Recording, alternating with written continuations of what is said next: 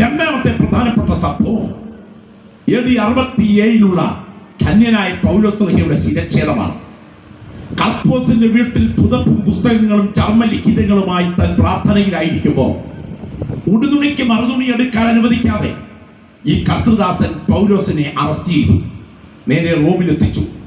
Tiber നദിയുടെ തീരത്ത് കൂലം കുത്തി പതഞ്ഞു നുരഞ്ഞൊഴുകുന്ന ടൈബർ നദിയുടെ തീരത്ത് കരിമ്പാറയിൽ താഴേക്ക് കൊത്തിയിറക്കി പണിത ഒരു ഗുഹയ്ക്കകത്ത് തന്നെ അവസാനമായിട്ട് പീഡിപ്പിക്കുകയാണ്. മരണം ഒരു വിളിപ്പാട് അകലെ തന്റെ കൺമുൻപിൽ നിൽക്കുന്നു. മരണത്തിന് തൊട്ടു മുൻപ് മരണസ്ഥലം പൗലോസിന് മനസ്സിലായി, മരണസമയം കർത്താവിന്റെ ദാസന് മനസ്സിലായി. മരണവിധം തന്റെ മരണം സാധാരണ മരണമല്ല, തന്നെ കൊല്ലാൻ ഉപയോഗിക്കുന്ന പീഠത്തിന്റെ ചുവട്ടിലേക്ക് തന്റെ കഴുത്തിൽ നിന്ന് മുറിഞ്ഞൊഴുകുന്ന ചോര ഒഴുകി വീഴും എന്ന് മനസ്സിലാക്കിക്കൊണ്ട് തന്റെ മരണത്തെ പാനീയ യാഗബലി എന്ന് പറഞ്ഞാൽ യാഗവസ്തുവിന്റെ രക്തം യാഗപീഠത്തിന്റെ ചുവട്ടിൽ വീഴുന്ന യാഗമാണ് പാനീയ യാഗം.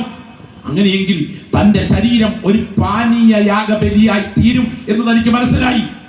അതനുസരിച്ച് മരണത്തെ കാത്തു കഴിയുമ്പോൾ ഈ കർത്തൃദാസന്റെ മരണം നടന്ന രംഗം സ്തോത്രജനകമാണ്.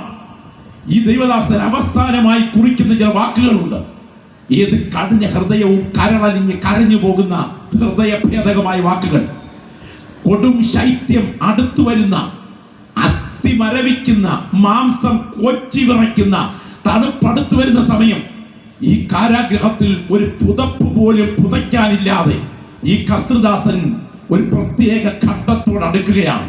ഈ സമയം നിങ്ങൾ ഓർക്കണം, ഈ വലിയ കൽപ്പാളി കൊണ്ട് അറയ്ക്കുന്ന അന്നത്തെ ഗുഹയുടെ മുകൾ ഭാഗത്തുള്ള ഒരു ദ്വാരത്തിലൂടെ താഴെ കരിച്ചിറങ്ങുന്ന പ്രകാശധാരയ്ക്ക് അഭിമുഖമായി ഭിത്തിയിൽ ഉന്തി നിൽക്കുന്ന ഒരു കല്ലിലോട്ട് കയറിയിരുന്ന് വരുന്ന പ്രകാശധാരയിലേക്ക് തുകച്ചുരുൾ വെച്ച് പ്രാർത്ഥനയോടെ കത്തെഴുതുന്ന കർത്തൃദാസൻ ഇത് മുഴുവൻ മനസ്സിലാക്കിക്കൊണ്ട് ഭയത്തോടെ തലകുനിച്ചല്ല, ഒരു ജയാളിയായി തല ഉയർത്തി പിടിച്ചുകൊണ്ട് പറയുന്നു, ഞാൻ ആരെ വിശ്വസിച്ചിരിക്കുന്നു എന്ന് ഞാൻ അറിയുന്നു.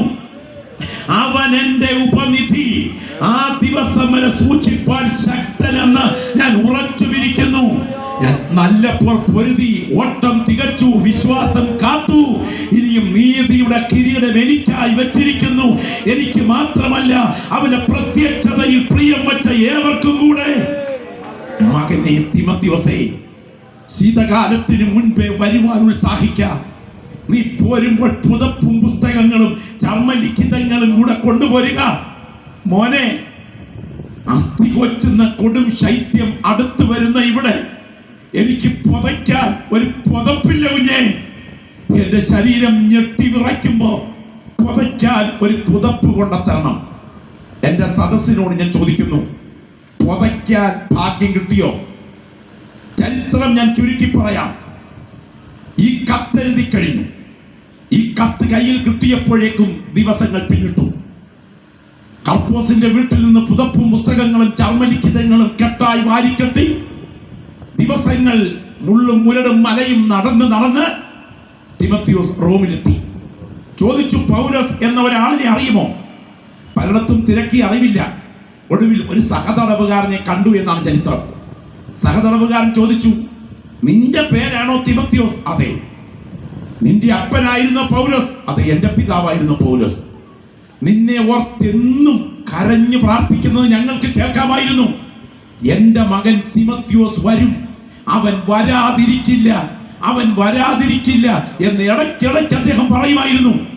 എന്നാൽ ഒരു ദുഃഖ സത്യം നീ അറിയണം. ഇന്ന് നീ രാവിലെ എത്തിച്ചേർന്നു. ഇന്നലെ വൈകിട്ട് നിന്റെ പിതാവിന്റെ ശിരച്ഛേദം റോമിലെ ഓസ്തിയയ്ക്ക് തിരിയുന്ന രാജവീഥിയിൽ വെച്ച് ഗവൺമെന്റ് പരസ്യമായി നടത്തിക്കഴിഞ്ഞു. നിങ്ങൾക്കറിയാമോ, വർണ്ണയാഗത്തിന്റെ വെളിച്ചത്തിൽ പറഞ്ഞ വിശകലനം 10ഓളം പടയാളികൾ മാസത്തിലൊരിക്കൽ നടക്കുന്ന ചരിത്ര പ്രസിദ്ധമായ ചന്ത ദിവസം, ഒരു പിരമിഡിന്റെ ചുവട്ടിൽ നടക്കുന്ന ചന്ത ദിവസം, കൊല നടത്തേണ്ടത് മതപരിവർത്തനത്തെ ഭീഷണിപ്പെടുത്തി തടയുക എന്ന ലക്ഷ്യത്തോടെ ആയിരിക്കണം എന്ന് ഉദ്ദേശിച്ചുകൊണ്ട് അന്നത്തെ ദിവസത്തേക്ക് പ്ലാൻ ചെയ്തിരുന്നു. 10 പടയാളികൾ ഈ കുഴിയുടെ കരയ്ക്കെത്തി. എന്നിട്ട് കയറിന്റെ സഹായത്തോടെ ഈ കർത്തൃദാസനെ കരയിലേക്ക് എടുത്തിട്ടു.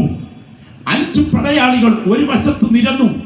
5 പടയാളികൾ മറുവശത്ത് നിരന്നു. നടുക്ക് ഈ അഭിഷിക്തനെ ചങ്ങലക്കിട്ട് നിർത്തി. അവിടെ നിന്ന് ഓസ്തിക്ക് തിരിയുന്ന രാജവീതിയിലേക്ക് 2.5 മൈൽ നടന്നു നീങ്ങുകയാണ്. ഓരോ ചുവടുവയ്പ്പുകളിലും പുറകിൽ വരുന്ന ജനക്കൂട്ടം പരിഹസിക്കുകയാണ്. കാരണം ചന്തക്കാർ മുഴുവൻ പുറകിൽ കൂടിയിട്ടുണ്ട്. കഴുത്തുകെട്ട് നേരിട്ട് കാണാൻ പൊതുജനങ്ങളെ സാക്ഷി നിർത്തി നടക്കാൻ തുടങ്ങുന്ന സംഭവം എന്റെ സദസ്സ് ശ്രദ്ധിച്ച് കേൾക്കുക. ഓരോ ചുവടും നടക്കുമ്പോൾ പുറകിൽ കൂടി വന്നിരിക്കുന്ന ഈ വലിയ ജനത അട്ടഹസിക്കുകയാണ്.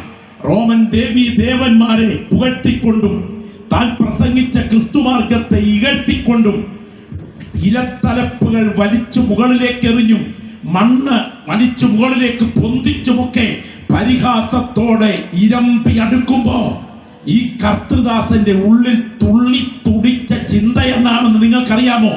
ഞാൻ ഇന്ന് രാത്രി ഇവിടെ നിന്ന് അതൊന്ന് എത്തി നോക്കിയിട്ട് പറയാം. വിട്ടു പിരിഞ്ഞ് ക്രിസ്തുവിനോടുകൂടെ ഇരിപ്പാൻ കാംക്ഷയുണ്ട്, അത് അത്യുത്തമമല്ലോ എന്ന് പറഞ്ഞ് ദൈവദാസൻ അങ്ങോട്ട് ചേരാൻ കൊതിക്കുകയാണ്. നിങ്ങളിൽ എല്ലാവരെക്കാളും ഞാൻ അന്യഭാഷയിൽ സംസാരിക്കുന്നു എന്ന് പറഞ്ഞ കർത്തൃദാസൻ ആത്മാവിൽ സംസാരിച്ചുകൊണ്ട് അവന്റെ ചുവടുകൾ വയ്ക്കുകയായിരിക്കും. 3 സ്വർഗത്തോളം എടുക്കപ്പെട്ടപ്പോൾ കണ്ട വെളിപ്പാടുകളുടെ ആധിക്യം തന്റെ കാതിൽ അലയടിക്കുന്ന ദൈവശബ്ദമായി പ്രതിധ്വനിക്കുകയും ദമസ്കോസിന്റെ പടിവാതിക്കൽ തേജസ്സിന്റെ പ്രഭയിൽ ഇറങ്ങി വന്ന ദൈവപുത്രന്റെ മാർവിൽ ചാരാൻ ഇനിയും മിനിറ്റുകൾ ഇല്ലല്ലോ എന്നോർത്ത് സ്തോത്രത്തോടെ ഒരു പരാജിതനെ തല താഴ്ത്തിയല്ല, ഒരു ജയാളിയെ പോലെ തല ഉയർത്തിപ്പിടിച്ച് ഈ കർത്തൃദാസന്റെ ചുവടുകൾ വയ്ക്കുകയാണ്. ഒടുവിൽ കുലനിലത്തെത്തിക്കഴിഞ്ഞു. മട്ടുകുത്താൻ ആരാച്ചാർ കൽപ്പിച്ചു. മുട്ടുകുത്തി. ആരാച്ചാറിന്റെ മിന്നിത്തിളങ്ങുന്ന പടവാൾ ഒന്ന് കയറി ഇറങ്ങി. ദർശകനും പ്രവാചകനും നിരവധി സഭകളെ നട്ടു നനച്ച് സഭയുടെ ചരിത്രത്തിന്റെ നാഴികക്കല്ലായി അന്നറിയപ്പെട്ട 29 പട്ടണങ്ങളിലും 30-ലധികം ദ്വീപുകളിലും അടിച്ചുയർന്നൊരു കൊടുങ്കാറ്റ് പോലെ സുവിശേഷത്തിന്റെ ദീപശിഖ ഉയർത്തി 3 ഭൂഖണ്ഡങ്ങളെ വലം വെച്ചുകൊണ്ട് ദൈവരാജ്യ സുവിശേഷീകരണത്തിൽ ദീപശിഖയായി ഉയർന്ന ആ കർത്തൃദാസൻ വിട്ടു പിരിഞ്ഞ് ക്രിസ്തുവിനോടുകൂടെയായി. സ്തോത്രം. എന്ത് നേടിയ ഒരായുസ് കൊണ്ട് വെട്ടിപ്പിടിച്ചൊന്നിന്റെയും അധികാരിയായില്ല. കയ്യിൽ കറപറ്റാതെ നിത്യവീട്ടിലെത്തി. ഇന്ന് രാത്രി വചനത്തിന്റെ മുൻപിൽ ഇരിക്കുന്ന ദൈവമൈതലേ, ഒന്നും നേടിയില്ലെങ്കിലും നീ കൃപയിൽ നിന്ന് നിത്യതയിലെത്തിയാൽ അതാണ് ഭാഗ്യം എന്ന് തിരിച്ചറിയുന്ന ദൈവമക്കൾ ശബ്ദം ഉയർത്തി പറയണം. മണ്ണെ പ്രതി മാണിക്യം കൈവടിയാതെ നിത്യതയിലെത്തുന്നതാണ് വലുത്.